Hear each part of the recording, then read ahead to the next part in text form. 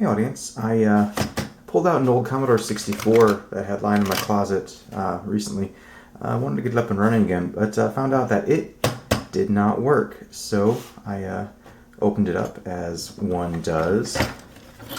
And then I realized I didn't quite know what I was doing in here. So went on to YouTube and found some videos about repairing Commodore 64s, and apparently Commodore 64 repair videos are a sort of rite of passage for YouTubers. Repairing a broken Commodore 64 is a YouTube rite of passage. So figured I'd put a pause on that and get the camera out and make a little video about repairing this old Commodore 64. So one thing that Adrian from Adrian's Digital Basement mentioned is that it always feels like you're kind of doing archaeology whenever you take apart one of these old machines. I kind of like that idea. So when I took the I've already got this apart, but when I took out the screws in the case, there was a nice click when I first sort of broke them open, and the RF shielding is still sort of, the bottom RF shielding is still soldered on there. Yeah, also the top RF shielding was still on there, obviously. So yeah, I think I'm the first person to open this up since it came from the factory, which is kind of exciting. So just from just like visually inspecting this, these decoupling caps, they're really all over the place. Like this is wild. Like these are just like very haphazardly soldered in and like bent over all over the place. Like this is just some, it seems like some pretty shoddy craftsmanship if you're gonna ask me. Also like this guy here is there it is. It's just like not lined up with the hole on the board behind it. Here's the 12-volt regulator. It's just sort of hanging in the breeze, not even attached to that ground pad for heat spreading. At least the 5-volt regulator, which apparently gets pretty toasty, has a fairly big heat sink on it, so that's nice. And the capacitors all seem to be okay. I don't see any bulging there. So step one is actually to make sure that your test setup works. Because I don't want to spend a whole bunch of time trying to debug why I'm not getting a picture on the screen, only to find out that the TV was in the wrong mode. So let's put this aside for a moment, and then we'll make sure that the TV composite inputs actually do what I expect.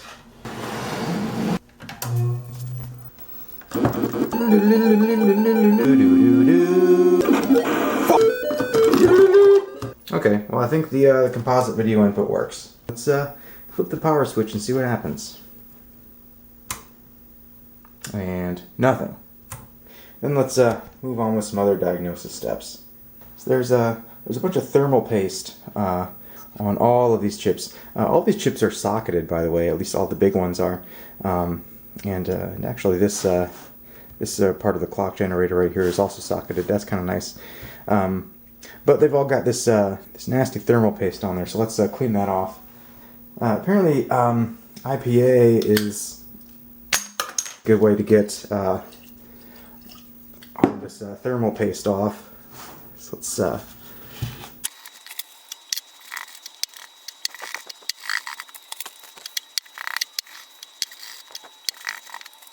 that looks good enough. Obviously that was isopropyl alcohol, not an actual IPA beer. I just couldn't resist the This Old Tony style visual gag.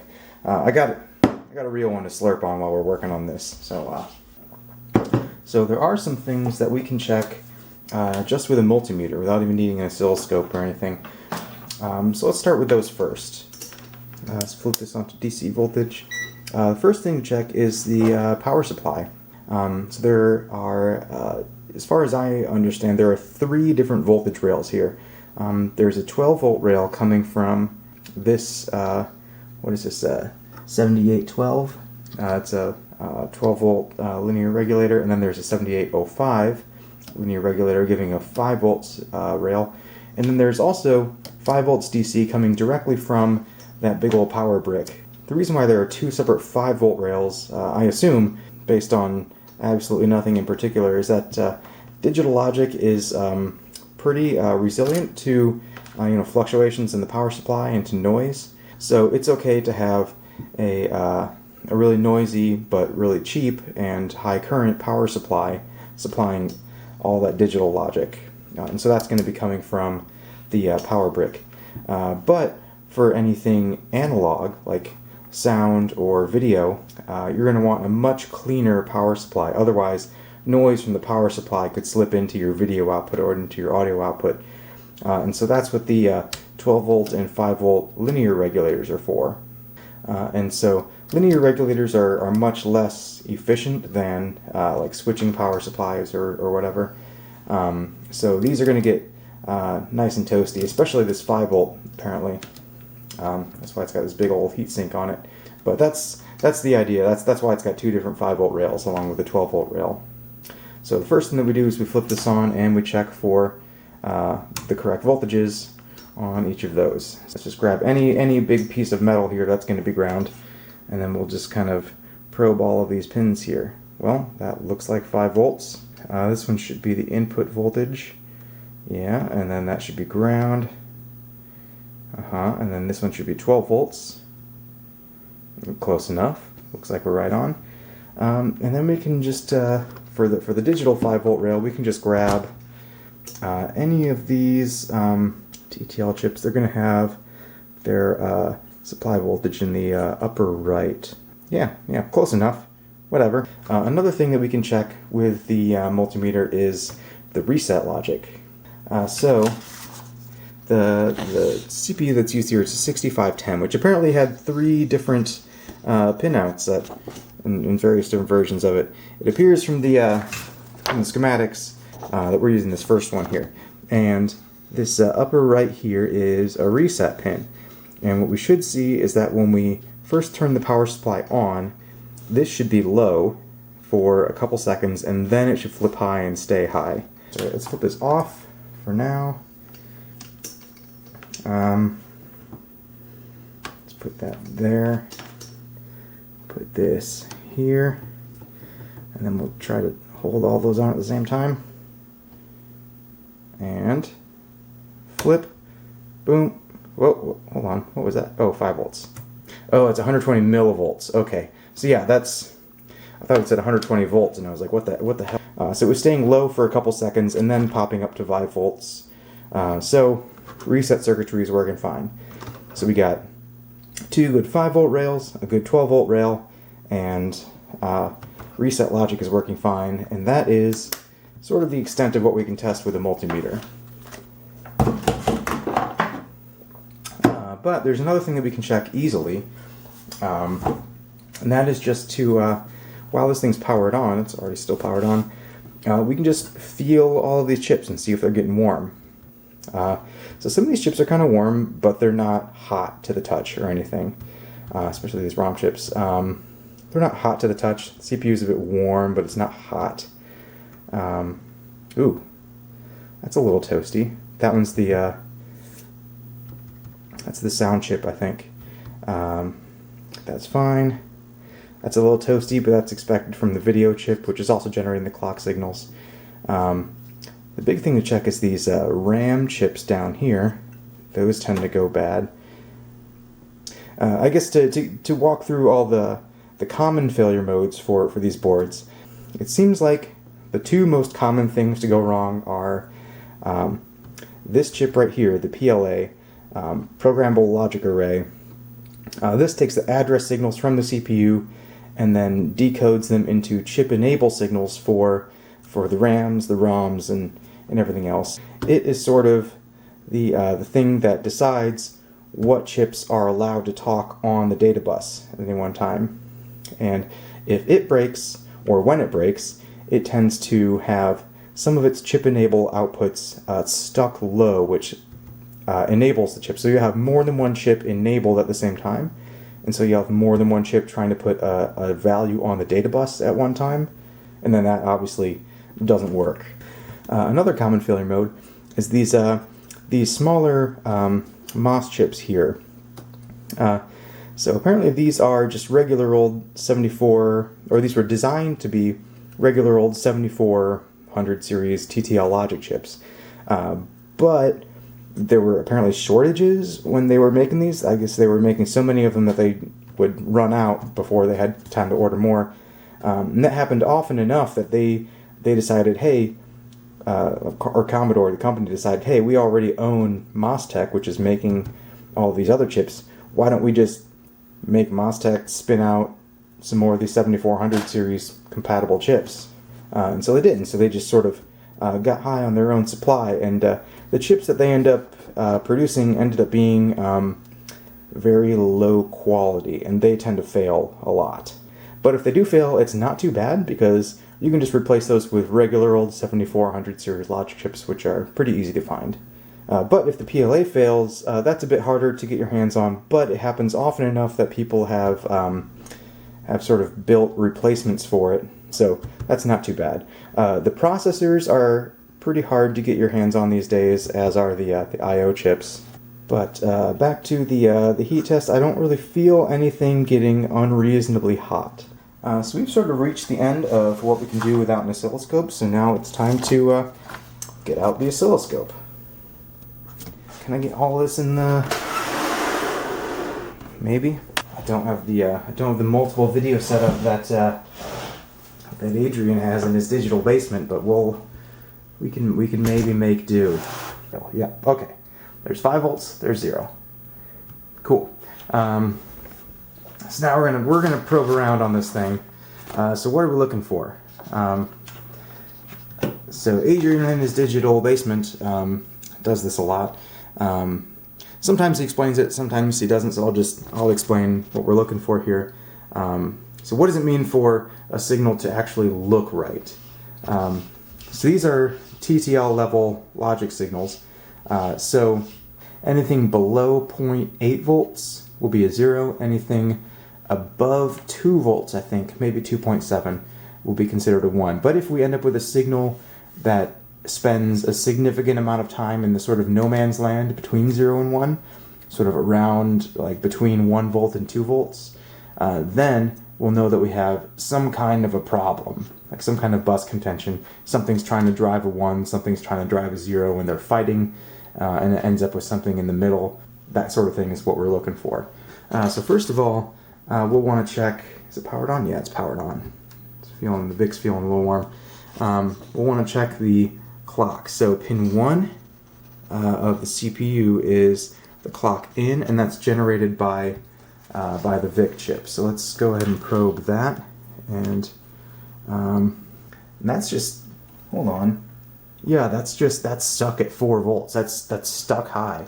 We're not getting a clock signal here. I guess right away that's something that's not okay. Yeah.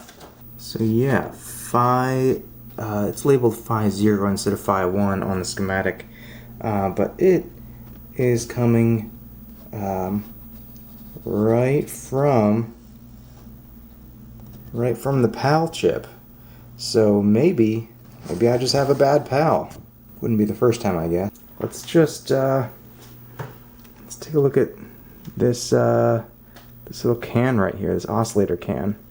Okay, so we didn't see too much interesting going on that crystal. It might just be that the oscillator has like a really low voltage swing that we just couldn't, we just weren't set up to see it. But that is one of these MOS chips, one of these MOS TTL chips, which are very often suspect.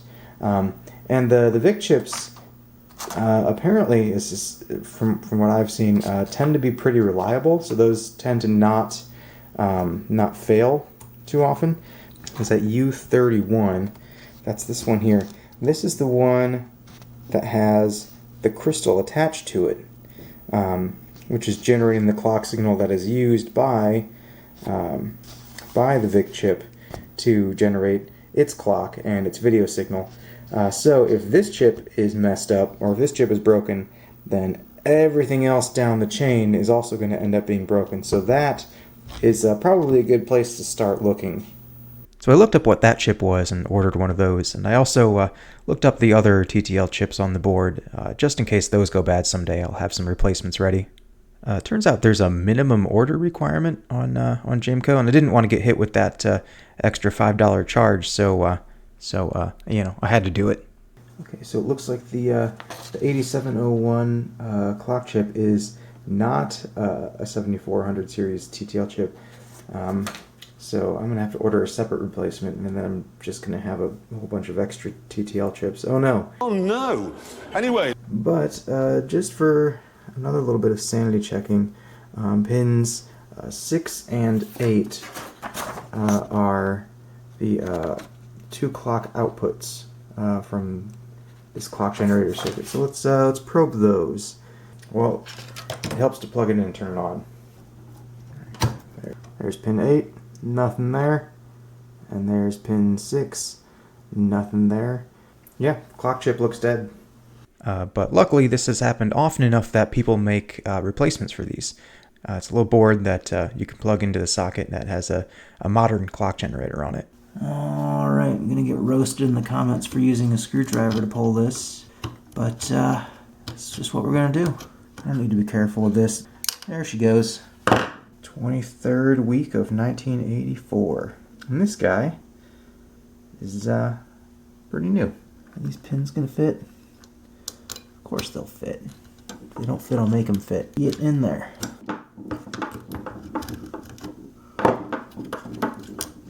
Oh, there it goes. Oh, yeah. That didn't feel good, but it's in there now. Guess we're plugging this in now, and we'll just find out. All right. Oh, yeah, there's a... Oh, look at this. Oh, look at this, audience. We're gonna... Here's pin 6. Oh, that's the dot clock or pixel clock, I guess. And then this here is the color clock. Got 2 clocks. Time to plug it into the TV. Let's see. Oh, I got a white. Oh, Jesus! What? Look at that. 64K RAM, 38911. Hashtag never forget. Basic bytes free. Yeah, I'm not getting color, but I mean, this is something. Look at me go. One eternity later. All right, so it's a little bit embarrassing. Turns out I just had the wrong video output cable. But in my defense, I was set up for failure. Like, look at this. This looks like composite video, and then left and right stereo audio. There's 3 RCA plugs, and then there's 3 RCA jacks on the back of the TV, and the colors match. You would think that those go in there, but they don't. The first hint should have been that the Commodore 64 actually does not have stereo audio. What's actually going on is that this yellow guy here isn't composite video output. It is S-Video Luma output, which is essentially just a black and white composite video output. And these other 2, one of them is audio and the other one is S-Video Chroma, or the color information. That buzzing that was coming out of the speakers was actually the color information. Honestly, this just feels kind of like rude. Like this had to have, somebody did this on purpose. And also, like, the one that you plug into the video by accident also just happens to be the one that contains a black and white video signal. And, you know, one of them is audio and it goes into one of the audio ports. So if, you know, some sound had been playing out of the Commodore, then we would have heard that out of one of the speakers, and then some horrible buzzing out of the other speaker. So, like, it's like this was intentionally designed to be accidentally plugged in wrong, and then sort of work in a way that was not quite right, that made you think something was wrong elsewhere. Like this, what even? So I went and ordered another cable that has the actual composite video output. But anyway, yeah, like, why did they use these connectors in these colors? I'm upset. All right, so until the new cable comes in, we can hack something together and just kind of make it work. We got some things we can just kind of stick into the plug. Oh, it has a nice little satisfying click to it. That's nice. That is composite video output. Sure, that's probably fine. And then we just be really careful when we turn it on. This thing was on the whole time, Jesus. I forgot to turn this off earlier, but we've got color.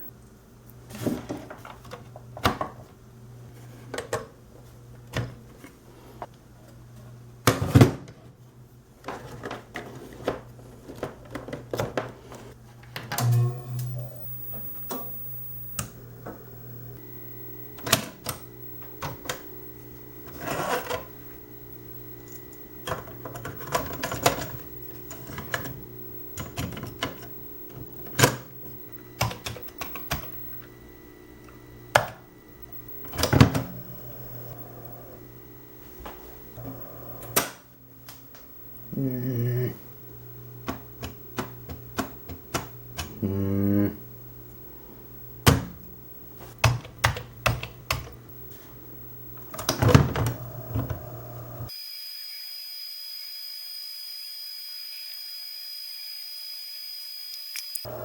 my god!